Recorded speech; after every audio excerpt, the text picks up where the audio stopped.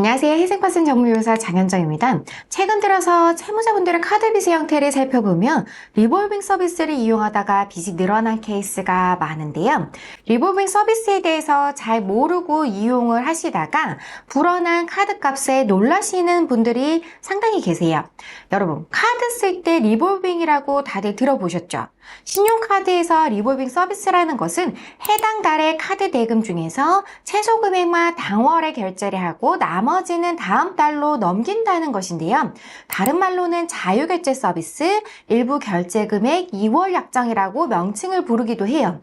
요즘에는 카드론보다도 리볼빙 서비스를 더 많이 이용하셔서 개인회생 상담을 하다 보면 카드빚이 있는 분들 중에 리볼빙을 이용하지 않으신 분들이 거의 없으시더라고요.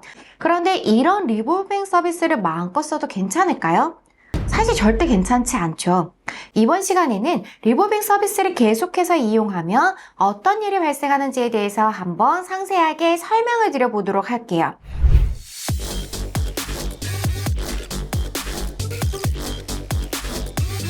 우선 리볼빙 서비스가 운영되는 형태를 먼저 살펴보면 리볼빙 서비스는 최소 결제 비율이라는 게 있는데요. 해당 달에 쓴 카드 값에서 일정 비율에 해당되는 결제 카드 대금만 지급을 하고 나머지는 다음 달 카드 대금으로 넘어가는 식으로 결제가 진행이 되어요. 쉽게 예를 들어서 설명을 드리면 2023년 9월달 카드 값이 100만 원이 나왔다고 해요. 그런데 카드사에서 최소 결제 비율이 20%라고 할 경우에 그러면 이번 달에는 100만 원의 20%인 20만 원만 결제를 하고 나머지 80만 원은 2월이 돼서 다음 달인 2023년 10월 카드값 대금으로 나오게 되는 거예요.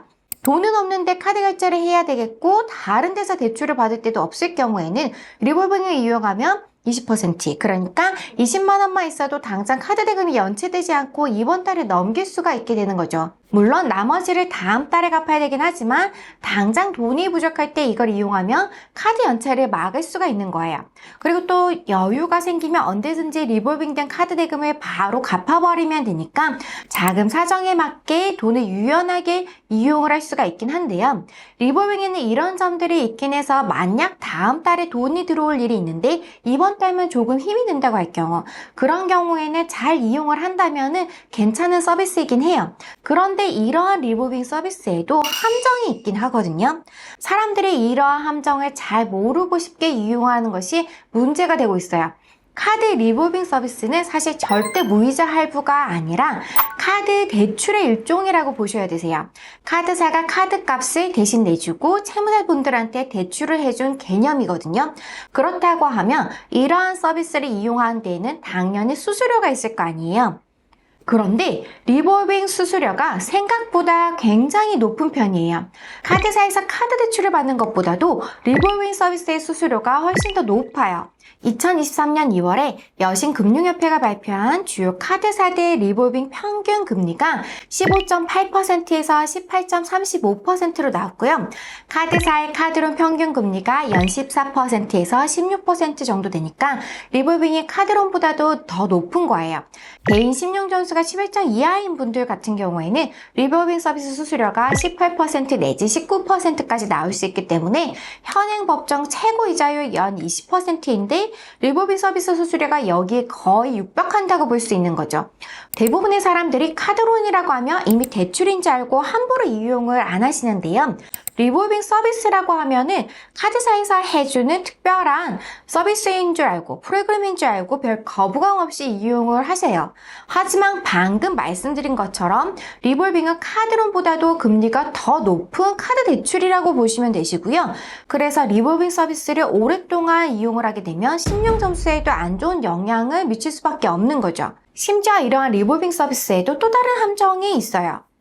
채무자분들 대부분이 자신도 모르게 리볼빙 서비스가 이미 신청이 되어 있어서 내가 리볼빙을 언제 신청했는지도 잘 모르신다는 거예요. 많은 카드사들이 처음 카드를 발급할 때 리볼빙을 안 하겠다고 하지 않으면 이 서비스는 자동으로 신청이 되는 형태였거든요. 쉽게 말씀드리면 통장에 최소 결제 대금만큼만 돈이 있었으면 리볼빙으로 결제가 되고 자동으로 해당 서비스의 수수료 요율이 적용이 되는 거예요.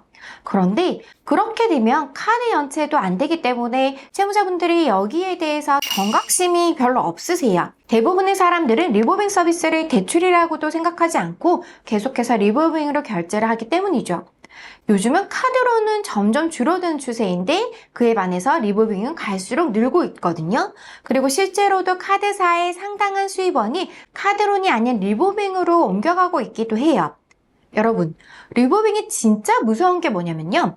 카드 대금을 제때 안 갚고 계속해서 리볼빙으로 결제를 하면 카드값이 나도 모르게 눈덩이처럼 불어난다는 거예요. 예를 들어 볼게요. 만약 매달 평균 카드값을 100만 원 정도 쓴다고 가정을 했을 경우 2023년 8월에 100만 원을 썼어요.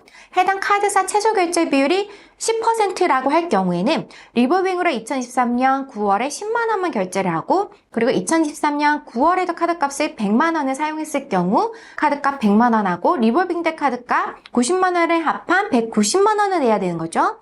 그런데 또 리볼빙을 하게 되면 190만 원의 10% 그러니까 19만 원만 내고 나머지 171만 원은 또 그 다음 달인 2023년 10월로 넘어가는 거예요. 그 다음 달인 2023년 10월에도 카드를 100만 원을 사용한다면 총 카드값이 2월 대 171만 원을 합한 271만 원이 되는 거죠. 이거는 리볼빙 이자를 전혀 계산 안 하고 한 건데 만약 리볼빙 수수료인 이자까지 생각을 하면 매달 결국 이자만 내고 원금은 거의 안 갚는 거라고 생각하시면 되세요. 이런 사정 때문에 금융감독원에서도 리볼빙 서비스에 대한 규제를 강화하라고 해서 고객이 리볼빙 서비스를 이용하는지에 대한 설명을 카드사가 충분히 해주고 수수료도 더 낮추도록 정부가 체크를 하겠다고 하는 거지만 아직도 경각심이 부족한 것 같긴 해요.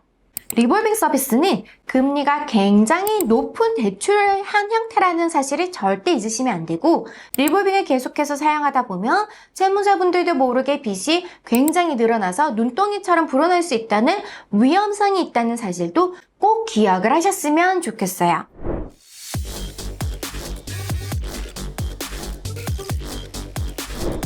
지금까지 리볼빙 서비스에 대해서 설명을 드렸는데 잘 이해가 되셨을까요? 최근 개인회생을 신청하시는 분들 중에 카드 빚에서 리볼빙이 차지하는 비율이 너무 높아서 이렇게 상세하게 한번 설명을 드렸는데요. 리볼빙 서비스는 금리가 굉장히 높은 대출의 한 형태라는 사실을 절대 채무자분들께서 잊으시면 안 되고 리볼빙을 계속해서 사용하다 보면은 채무자분들도 모르게 빚이 눈덩이처럼 불어날 수 있다는 위험성이 있다는 사실도 꼭 기억을 해주셨으면 좋겠어요. 보다 궁금하신 점이 있으시면 저희 법률사무소로 문의를 주시거나 댓글을 남겨주시기 바랍니다. 지금까지 장현정TV의 장현정 변호사였습니다. 감사합니다.